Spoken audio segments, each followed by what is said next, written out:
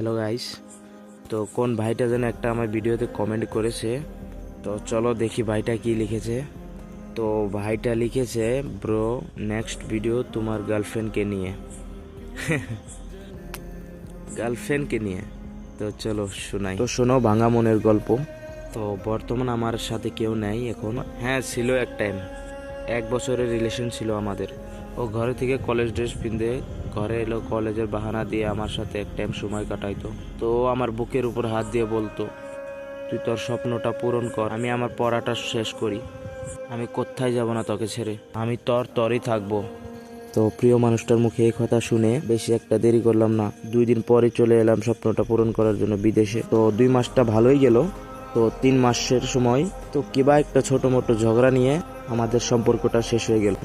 তো তার জন্য কই নারীদের কোনোদিন বিশ্বাস করতে নেই। তার জন্য সবাইকে বলি, এইরকম মন দিয়ে ভালোবেসো না কারুক, যাকে ছাড়া বাঁচাটা টান হয়ে যাও। আজকালের জেনারেশনটাই এরকম, তোমার সাথেও কথা কবে, বেলেগের সাথেও কথা কবে।